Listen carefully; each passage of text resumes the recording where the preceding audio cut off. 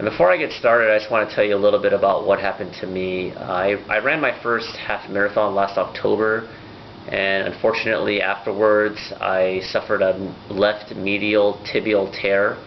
And pretty much what that means is where the area on the inner shin where you get shin splints, that area, there's a small little muscle right there, and after seeing the ultrasound from my foot doctor, it basically tore in half. It's very excruciating. Before I saw my doctor, I thought it was a fracture for sure.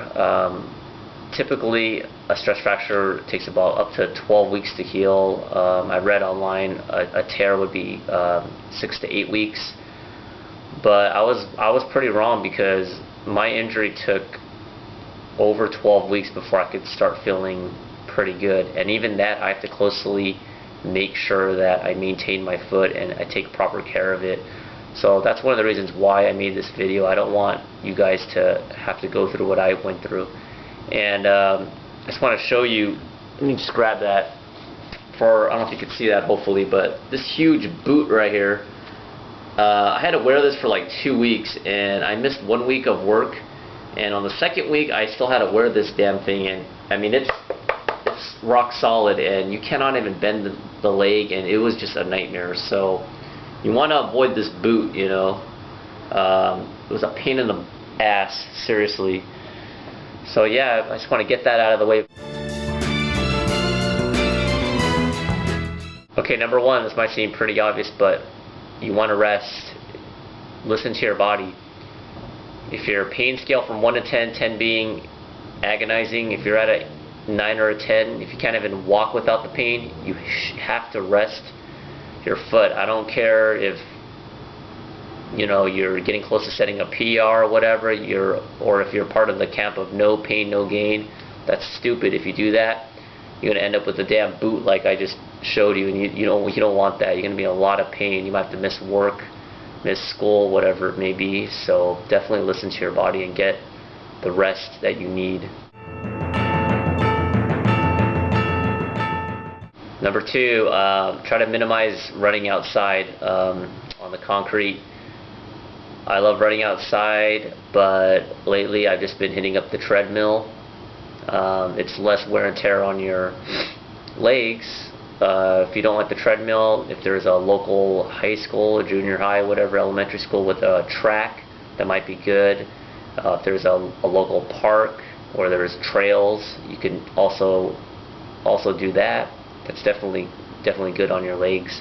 If you do decide to run outside on the concrete, just make sure you don't overdo it and run like 6 miles all at once. You're gonna injure yourself, and that's what happened to me. And number three, you want to increase your mileage no more than 10% per week. I actually got that information online because I'm not like the hardcore runner, but I've been using that formula recently after I suffered my tear, and it's been working pretty good. I hate it because I want to just go harder and go longer, go faster, everything goes stronger, but I just go up 10%, and by doing that it helps prevent injury. So only 10% per week. Number four, if you need it, which if you get shin splints, you probably don't have proper gait.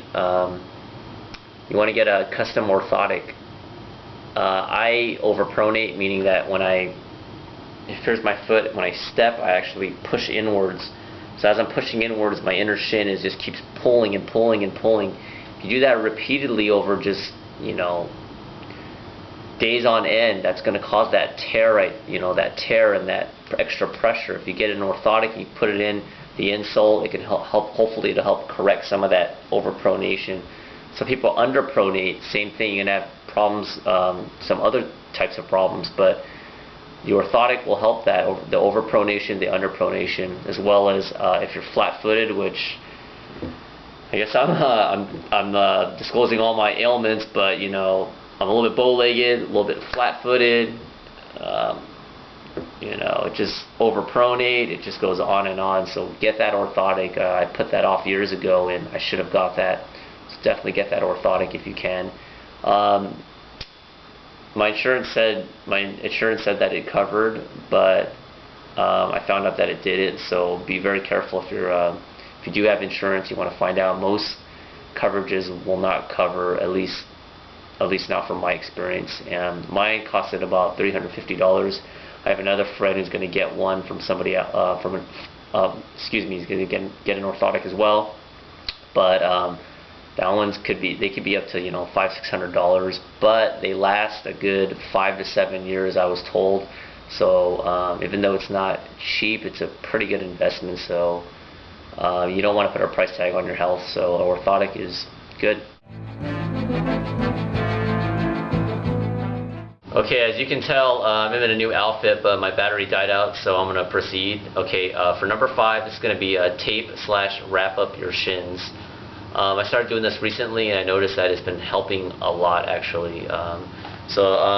This is what I've been using. It's called the from CVS. I don't know if you can see that, but it's the 3-inch self-adherent wrap, and I'm going to show you how to put this on real quick. So come follow me.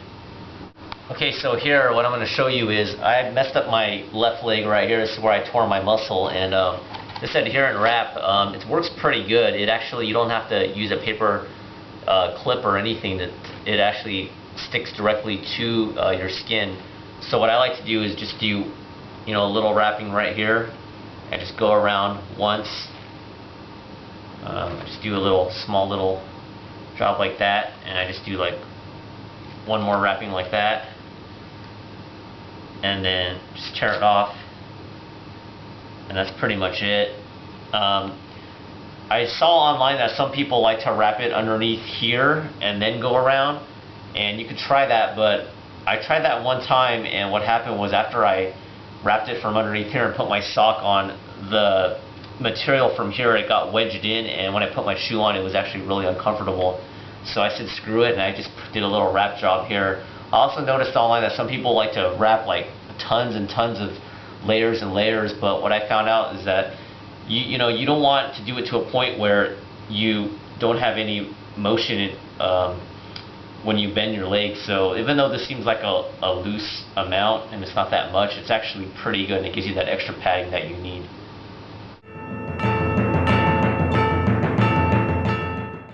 Okay, number 6. This is very important after your run. Make sure you ice, typically about 15 to 20 minutes after your run and workout. So I'll show you right now. So pretty much you just get ice, get a sandwich bag. If you come down here, if I notice, right in your same area. This is pretty basic, but I still want to show you what I do. And I just place it right on my shin area, and just get some regular masking tape or whatever, and I just kind of tape it around here, and I just go around, get a layer there, and go around again here. Now one thing I want to show you, if you can get this, is this part right here. Normally with gravity, it kind of pulls it down this way. You want to kind of push it up towards more laterally. So you want to push it this way and then pull the tape that way. A nice little tight wrap job, and then you tear it off. If it does kind of dangle down, you can just readjust it by pushing it up like that and then going around, and then it's not too bad like that. And you could just watch TV or whatever.